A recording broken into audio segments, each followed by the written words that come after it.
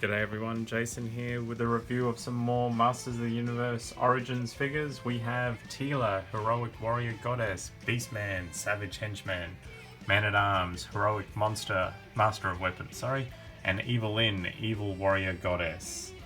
So there they are in the packet, in that classic style, and then if we come around to the back, so again we get this amazing artwork. So there's King Randor, we got Merman. So yeah, so it's a really nice shot of Teela, and then it shows that she holds a magical staff and can move, and there's the cross-sell for the first series. So that's Teela. Get Beastman. So the artwork there, ferocious Beastman uses mind control to force animals to do Skeletor's evil bidding. He can hold his whip and he can move. That is Beastman, and then Duncan, or Man-at-Arms, Weapons Master and Royal Advisor. Man-at-Arms assists He-Man in the battle against evil. He can hold his mace, and he can twist into powerful positions. And then finally, Evil Lyn, and Evil Lyn wields frightening magic, making her both Skeletor's greatest ally and his worst enemy. So another of these retro lines, but with more articulation. So let's open them up and take a look at them out of the packet. Okay, so here we have them out of the packet. So again, they all come with the same comic, Beast Barrage. So it's a 6 or so pages comic, only a short little comic, just highlighting each of the figures in this wave.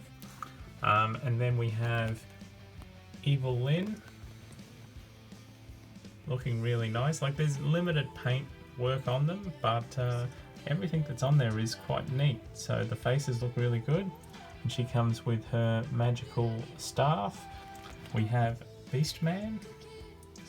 His is probably the only face that's a little bit sloppy, but it's just a little bit of blue there on the side of the cheek. Otherwise pretty good. And he comes with his whip and also his shoulder armor, which I'll put on in a second.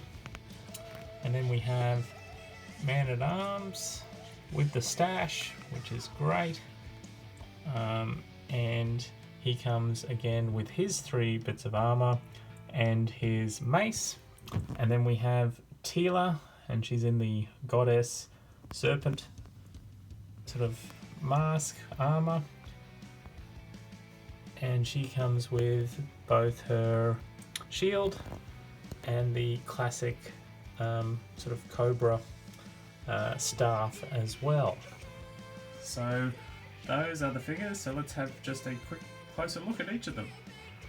Okay, so I'm not going to go through all the articulation again for the figures, but for the female figures, because this is the first line that we've got the females in, we'll just show if there's any differences. So the head is on a ball joint, so it turns left and right. There is a little bit down and a little bit up, but it's hindered by her collar and the back of her helmet. And again, like the other figures, you can pop the head off and change the head. So we'll pop that back on. That pops on with a good satisfying click. So her arm does go up, goes around, very stiff.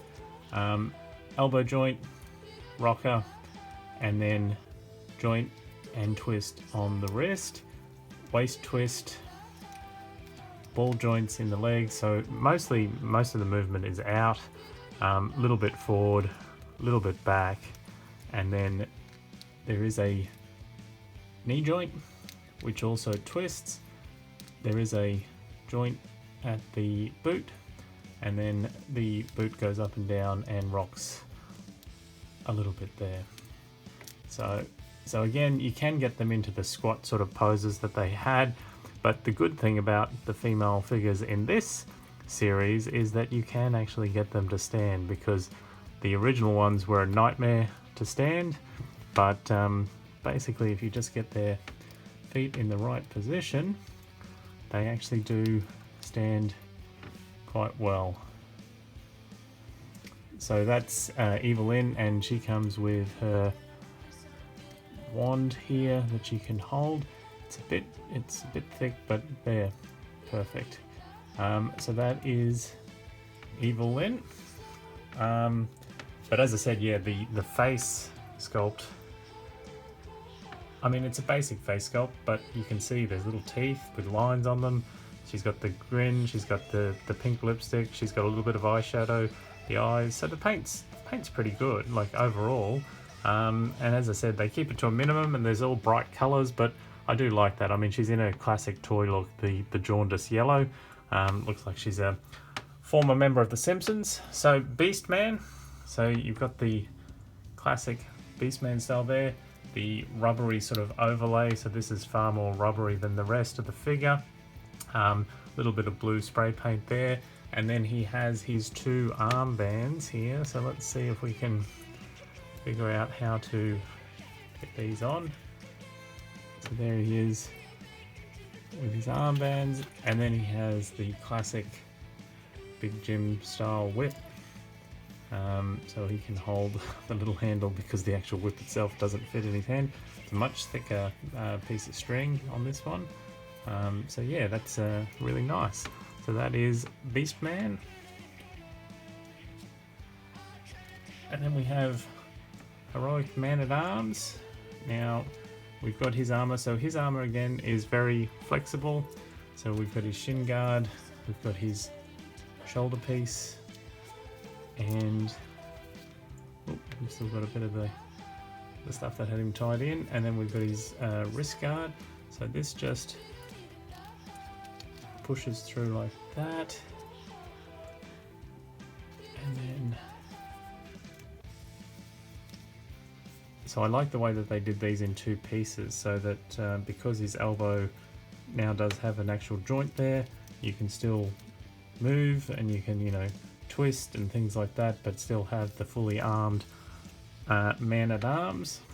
And I do love that stash, and there's even the hair painted around the back, coming out of the back of the helmet, so you can dig him down. He actually works quite well with the movement, and you can sort of push him back on the neck to get him down into the mask if he needs to, like so.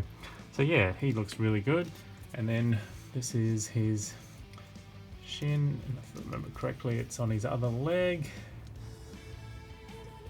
Just a matter of pushing. So as I said, very rubbery pieces, but once they go through, they do lock on.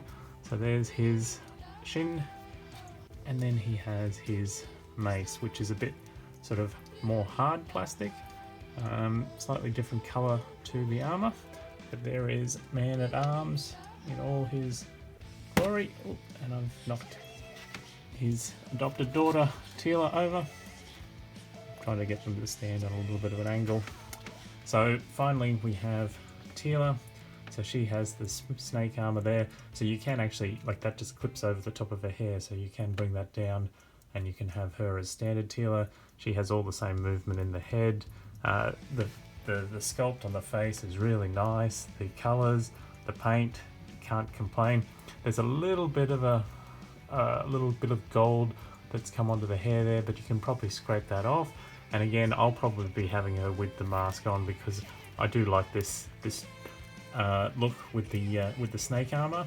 So she's in the snake armor, and as I said, she's the same articulation as Evil Lyn. She comes with her shield, which looks like it just holds in her hand, and then she also comes with the snake staff. So the hands are a little flexible, so she can hold that there. And so there is Teela, and that is the first wave of Masters Origins.